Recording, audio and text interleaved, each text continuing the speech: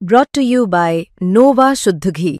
जब जब खाए दिल खुश हो जाए, सदियों का नोवा शुद्ध देसी घी, सपना स्वस्थ भारत का। I love घी। तो आदाब, नमस्कार, गुड इवनिंग, सत श्री अकाल। एक बार फिर आप तमाम लोगों का स्वागत है क्राइम तक की कहानी के इस एपिसोड में। उम्मीद है पूरी फैमिली अच्छी होगी, अपना और अपनों का ख्याल रख रही होगी। आजकल अपने देश में एक अजीब सा फैशन चल पड़ा है। फैशन ये कि एक बदमाश, गुंडा, क्रिमिनल जब तक आज़ाद है, छोटे मोटे उसके नाम होते हैं, और जैसे ही वो जेल जाता अचानक बड़ा गैंगस्टर बन जाता है। इसका बेस्ट एग्जाम्पल है लॉरेंस बिश्नोई। मैंने कई बार पहले भी कहा कि जब तक वो तिहाड़ नहीं पहुंचा था तब तक लॉरेंस बिश्नोई एक गैंगस्टर नहीं बना था, पर जेल ने उसे एक बड़ा नाम दे दिया, एक बड़ा गैंगस्टर। और उसी लॉरेंस बिश्नोई का छोटा भाई, जो उसके सर्किल में छोटा डॉन के नाम से जाना जाता है, अनमोल बिश्नोई। ये जो तस्वीर आप देख रहे हैं, इस तस्वीर में अपने आप में एक कहानी है। करीब 2022 या 3 साल पहले की बात है। लॉरेंस बिश्नोई का यही छोटा भाई, लाडला भाई अनमोल बिश्नोई फर्जी पासपोर्ट बनाता है और दिल्ली से नेपाल के रास्ते अज़रबैजान होते हुए कनाडा और फिर अमेरिका पहुंच जाता है। तब वो हमारी सुरक्षा एजेंसियों को पीठ दिखाकर भागा था। आज यानी वेंसडे यानी 19 नवंबर 2025 को फिर उसकी एक तस्वीर आई है, और इस तस्वीर में वो सचमुच पीठ दिखा रहा है। उसके दाएं और बाएं एनआईए के 2 अफसर खड़े हैं, और जिस शख्स की ये पीठ है वो अनमोल बिश्नोई है, लॉरेंस बिश्नोई का छोटा भाई। इस बार ये पीठ शायद वो मजबूरी में दिखा रहा है। उसकी वजह यह है कि ये तस्वीर दिल्ली के इंदिरा गांधी इंटरनेशनल एयरपोर्ट की है। 20 घंटे के सफ़र को तय करने के बाद कैलिफोर्निया के लॉस एंजलिस सिटी से अनमोल बिश्नोई दिल्ली लाया गया। अनमोल बिश्नोई अकेला नहीं था उस प्लेन में, 2 और भी भारतीय थे, दोनों पंजाब के थे। अमेरिका ने इन तीनों को डिपोर्ट किया है। अब अनमोल बिश्नोई को पकड़ा गया था लास्ट ईयर नवंबर में अमेरिका में। नवंबर में हुआ ये कि लॉस एंजलिस सिटी ये पहुंचता है और एक पासपोर्ट दिखाता है इमिग्रेशन डिपार्टमेंट में। तो जब इमिग्रेशन पर वो पासपोर्ट रखता है और साथ में अमेरिका आने की वजह, तो उस पासपोर्ट पे इसका नाम भानु लिखा हुआ था और साथ में एक कंपनी का ऑफ़र लेटर भी था। लेकिन उस पासपोर्ट और ऑफ़र लेटर को देखकर कंपनी के इमिग्रेशन डिपार्टमेंट को कुछ शक होता है, यूएस इमिग्रेशन डिपार्टमेंट को, और वो उससे पूछताछ करती है। पूछताछ के बाद अचानक भेद खुल जाता है और पता चलता है कि असल में ये दोनों फेक है, पासपोर्ट भी और उस कंपनी की का जो जॉब लेटर या ऑफ़र लेटर है वो भी। कंपनी से बात की गई तो पता चला इस नाम के किसी शख्स को हमने ऑफ़र ही नहीं दिया। फिर सच्चाई सामने आती कि वो शख्स असल में भानु नहीं, बल्कि इंडिया के मोस्ट वांटेड डॉन में से एक अनमोल बिश्नोई है, लॉरेंस बिश्नोई का छोटा भाई। अब ये खबर अचानक इंडियन एजेंसियों तक पहुंचती है कि अनमोल बिश्नोई को यूएस अथॉरिटी ने अपने कब्जे में ले रखा है। अब यहाँ से कवायद शुरू होती है कि उसे किसी तरह भारत ला जाए, क्योंकि भारत में उसके खिलाफ एक से बढ़कर एक केस दर्ज थे, और ये एक बड़ी कामयाबी थी। तुक्के में ही सही, लेकिन अनमोल बिश्नोई वहाँ पकड़ा गया था। अब उधर तमाम स्टेट और फिर अपनी central agency NIA, national investigation team, सभी ने यूएस अथॉरिटी को अप्रोच किया, उन्हें लेटर दिए, दस्तावेज़ दिए, कागजात दिए कि भाई ये हमारे यहाँ वांटेड है। और एनआईए ने तो ये भी प्रूफ दिया कि इस पर 10 लाख रुपए का इनाम है, ये एक टेररिस्ट है, एक आतंकवादी है। अब इंडिया और अमेरिका के बीच में प्रत्यर्पण संधि है, लेकिन ऐसी चीज़ों में अमेरिका बड़े फूंक फूंक कर कदम रखता है, बड़ी आसानी से किसी को डिपोर्ट नहीं करता है। तो ये सारा सिलसिला चलता रहा। नवंबर 2025 की बात है, और इत्तेफाक की बात है यही नवंबर क्या जो 3rd वीक था, उस तीसरे हफ्ते में वो पकड़ा गया था। मतलब 1 साल पूरे हो गए। इन 1 सालों तक कवायद चलती रही इंटरपोल के ज़रिए, हमारी सुरक्षा एजेंसियों के ज़रिए कि भाई अमेरिका आप इसको डिपोर्ट कर दो, बट उसमें लगातार देरी हो रही। लेकिन अचानक अब इसे आप बदनसीबी कहिए अनमोल बिश्नोई की कि यूएस में ट्रंप की सरकार आती है, और ट्रंप साहब आने के बाद जो गैर कानूनी तरीके से अमेरिका में रह रहे हैं उनको लेकर एक सख्त आदेश जारी करते हैं कि ऐसे लोगों को पहचानो और उनके देश वापस भेजो। कईयों को तो जेल में भी डाला, फिर जेल से उनके देश में, और हथकड़ियाँ लगा लगा कर भेज रहे हैं। कुछ वक्त पहले आपको याद होगा हमारे बहुत सारे ऐसे भारतीय जिनको अवैध रूप से अमेरिका में रहने के इल्ज़ाम में अमेरिका ने डिपोर्ट किया। उनके पैरों में बेड़ियाँ थी, हाथों में हथकड़ियाँ थी और इस तरीके से उनको भेजा गया था। तब इत्तेफाक से अनमोल बिश्नोई भी इलीगल तरीके से एक तरह से, चूँकि फर्जी डॉक्यूमेंट्स और गलत कंपनी के ऑफर लेटर के साथ पकड़ा गया था लॉस एंजलिस में, तब उसके ऊपर भी ये था कि ये अवैध रूप से यहाँ आया, इसलिए इसको भी डिपोर्ट करना है। इधर इंडियन एजेंसी उसी वक्त लगातार कोशिश में कि भैया हमें सौंप दो। अब ये दोनों चीज़ें एक साथ चल रही थी। पर ट्रम्प साहब ने काम हमारी एजेंसियों का आसान कर दिया। डिपोर्टेशन वाला मामला तो चला नहीं, क्योंकि उधर अनमोल बिश्नोई कोर्ट भी पहुंच गया कि भारत में मेरी जान को खतरा है, ये है, मेरे साथ इंसाफ नहीं होगा। तो कोर्ट में भी मामला लंबा चल रहा है। लेकिन अचानक ट्रम्प सरकार की पॉलिसी ने एक वरदान का काम किया। 18 नवंबर को अनमोल बिश्नोई की बारी आई, 2 और भारतीयों के साथ जो अवैध रूप से रह रहे थे, कि भाई अब तुम्हारा यहाँ वक्त पूरा हुआ, अपने देश जाओ। और इन तीनों को एक प्लेन में बिठाया गया और इंडिया के लिए रवाना कर दिया गया। इनकी मंजिल थी दिल्ली का इंटरनेशनल एयरपोर्ट। अब 18 नवंबर को जब इनको भेजा गया तो उसकी एक ईमेल भी जारी हुई कि ऐसे ऐसे अनमोल बिश्नोई को भारत भेजा जा रहा है। ये खबर हमारी एजेंसियों तक भी पहुंची, एजेंसियां अलर्ट हुई। इसके बाद उस फ्लाइट नंबर, टाइम, यहाँ पर अराइवल का NIA की एक टीम पहुंच गई। और आज दिन में जैसे ही उस फ्लाइट से अनमोल बिश्नोई बाहर आता है, पहले से इंतज़ार कर रही NIA की टीम उसे अपने शिकंजे में ले लेती है। शिकंजे में लेने के फ़ौरन बाद की ये तस्वीर है जो आपको दिखा रहा हूँ, जो पीठ कैमरे की तरफ करके खड़ा हुआ शख्स असल में अनमोल बिश्नोई है। इसके बाद उसे वहीं से पटियाला हाउस कोर्ट ले जाया गया, उसकी पेशी हुई।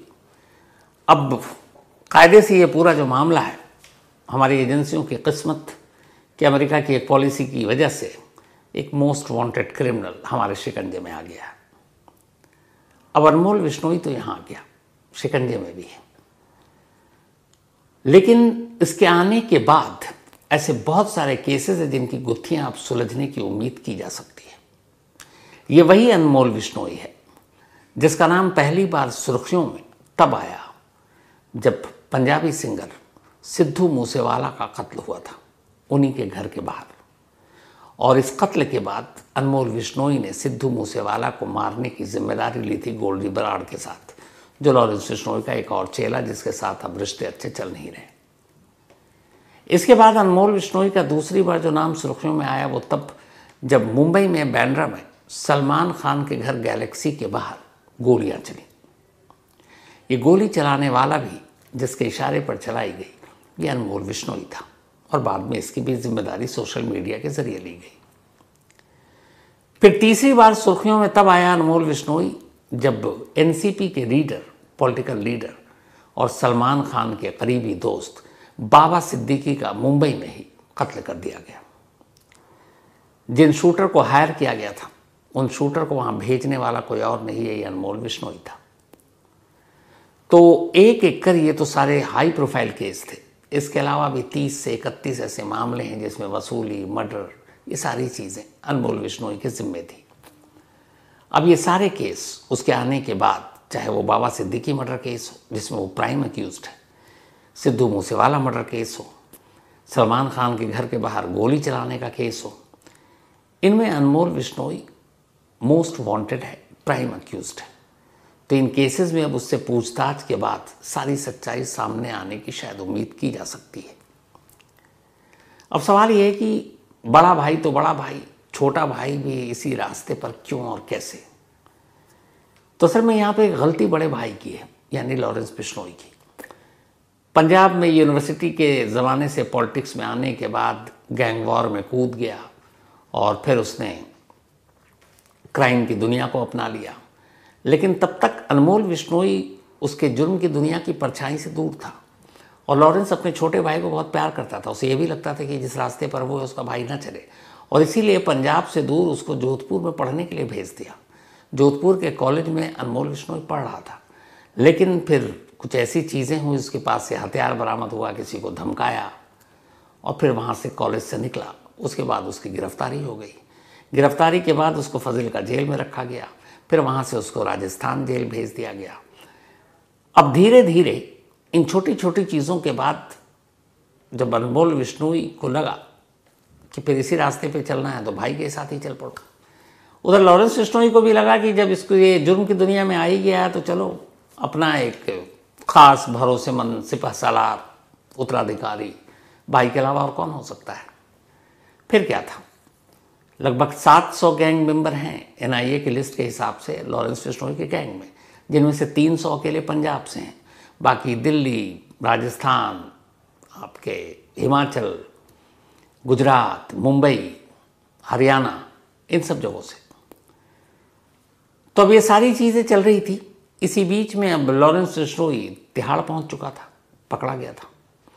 फिर तिहाड़ से अलग अलग जेलों में जाता रहा। जब सिद्धू मूसेवाला का कत्ल हुआ तो फिर उसे यहाँ से हटाकर साबरमती जेल अहमदाबाद भेज दिया गया। जेल से भी उसका धंधा चल रहा था और उस धंधे की वजह थी यही अनमोल विश्नोई, क्योंकि जेल में बैठा लॉरेंस विश्नोई हुक्म देता और जेल के बाहर मौजूद अनमोल विश्नोई उस हुक्म का पालन करवाता। कहते हैं लॉरेंस ने जितने भी प्लान बनाए या जितने भी एग्जीक्यूशन या फिर वसूली, गोली चलाना, ये वो अपने भाई अनमोल विश्नोई को बताता और अनमोल विश्नोई का काम ये था कि इसके लिए ज़रूरी शूटर, हथियार, इन सब का इंतज़ाम करना। लेकिन ये बात इधर हमारी पुलिस एजेंसियों को भी पता चली। तभी एक बार वो ज़मानत पर बाहर आया। अब ज़मानत कैसे मिल गई ये भी पता नहीं था। ज़मानत पर बाहर आने के बाद लगा कि अब तो पुलिस एजेंसियाँ उसके पीछे पड़ेंगी, तो फिर उसने फेक पासपोर्ट बनाया, दिल्ली से नेपाल गया, नेपाल से होते हुए अज़रबैजान और कहाँ कहाँ। आखिर में उसकी मौजूदगी 3 साल तक भटकने के बाद, ढूंढने के बाद 2024 के नवंबर में अमेरिका में मिली। अमेरिका में भी एक सिंगर के एक शो में, पंजाबी सिंगर, उसका दोस्त था, उसकी एक पार्टी में उसकी तस्वीर आई थी और उसके बाद फिर ये गिरफ्तारी हुई। तो साल भर पहले वो वहाँ गिरफ्तारी हुई थी। अब इस गिरफ्तारी से पहले तक, अभी 18 नवंबर से डिपोर्ट करने से पहले तक, जो भी लॉरेंस विश्नोई को काम होता था सीधे अपने भाई को फ़ोन करता था। अब आप चौंकिए मत, जेल में आजकल फ़ोन बड़ी आसानी से उपलब्ध है, बस आपका कांटेक्ट होना चाहिए, आपके पास पैसे होने चाहिए जेल के स्टाफ को खिलाने के लिए। तो फिर जैमर वैमर नाम की भी चीज़ नहीं रहती। जैमर का भी रुख मोड़ दिया जाता है। ज़्यादातर जेलों में जो फ़ोन करते हैं उसमें एक खाली ऐसा एक कोना या हिस्सा होता है जहां आप जाकर आसानी से कॉल लगा सकते हैं। जैमर पर खामखा सरकार इतने पैसे खर्च करती है, जब ऑलरेडी फ़ोन पे काम चल ही रहा, बात हो ही रही है, तो फिर जैमर पे क्यों टैक्स पेयर के पैसे के खर्च, लाखों करोड़ों रुपए देश के अलग अलग जेलों में। तो खैर, अब बड़ा भाई जेल में है, छोटा भाई जेल के बाहर पूरी विरासत संभाल रहा है। धमकाने से लेकर, वसूली से लेकर, डराने से लेकर, मारने से लेकर, हर काम।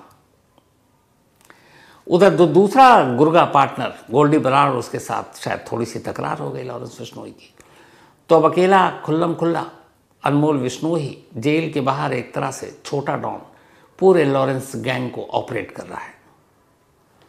वो अमेरिका भी देख रहा है, वो कनाडा भी देख रहा है, वो दुबई भी देख रहा है, वो इंडिया के अलग अलग 6-7 स्टेट भी देख रहा है। मतलब भाई के हर हुक्म की तामील छोटा भाई कर रहा है। और इसी के बाद अब उसके ऊपर एनआईए की नज़र पड़ी, डोजियर बनाना शुरू हुआ, तो पता चला कि भैया बड़ा भाई तो बड़ा भाई, छोटे भाई के नाम पे भी कुछ छोटे मोटे अफसाने या केस नहीं है, बहुत सारे हैं। फिर एनआईए को लगा कि नहीं, ये तो बहुत आगे जा रहा है। तब 10 लाख रुपए का इनाम उसके सर पर रखा गया। सिद्धू मूसेवाला और फिर बाबा सिद्दीकी का मर्डर केस ने अनमोल विश्नोई को, मतलब सुरक्षा एजेंसियों को बेचैन किया कि अब इसको पकड़ना चाहिए, प्रेशर ज़्यादा था। तो खैर अब वो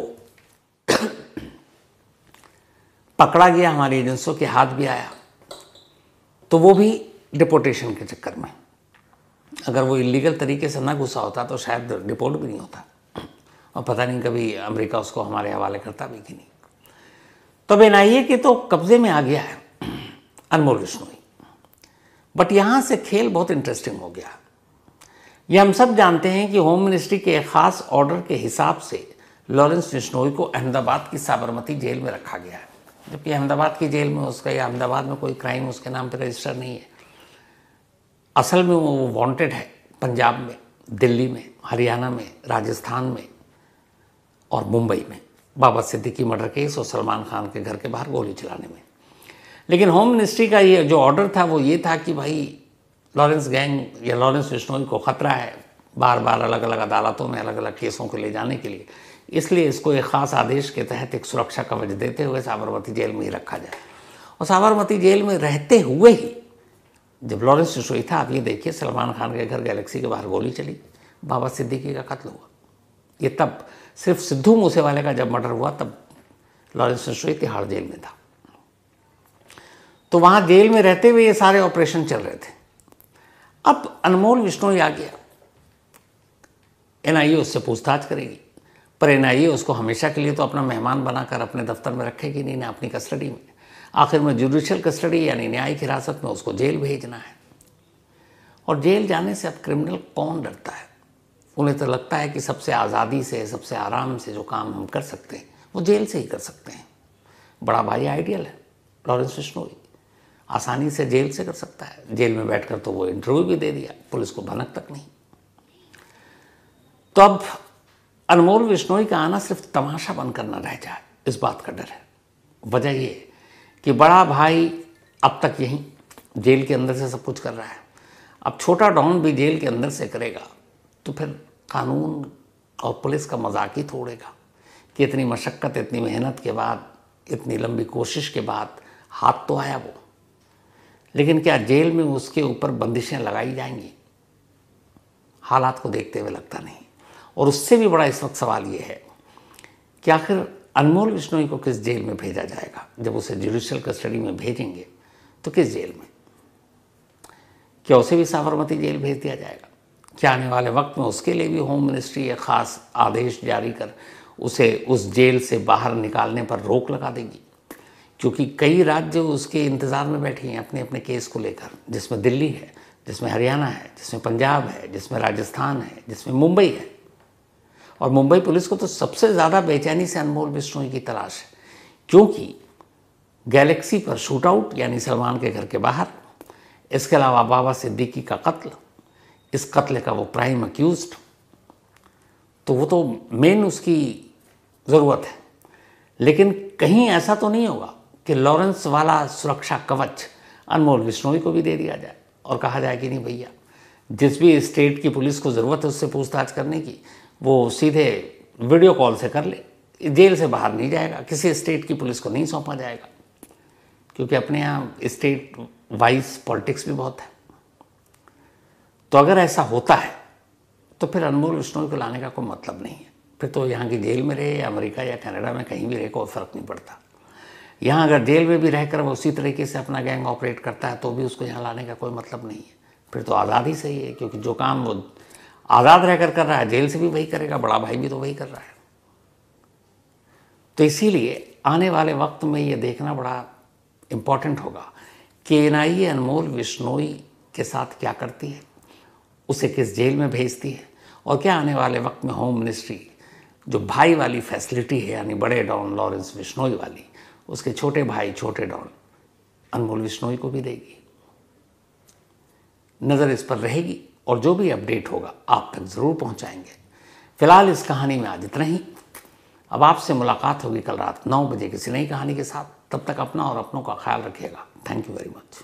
पर हाँ, चलने से पहले एक बार फिर आपको याद दिला दूँ, 21, 22 और 23 नवंबर दिल्ली के major Dhyan Chand national stadium, India के गेट के बिल्कुल करीब है, साहित्य आज तक का एक पूरा मेला सजने जा रहा है। 3 दिनों तक दर्जनों यहाँ गेस्ट आएंगे जो परफॉर्म करेंगे, जिसमें गायक होंगे, संगीतकार होंगे, लेखक होंगे, शायर होंगे, कवि होंगे, बुद्धिजीवी होंगे, एक्टर होंगे, एक्ट्रेस होंगी।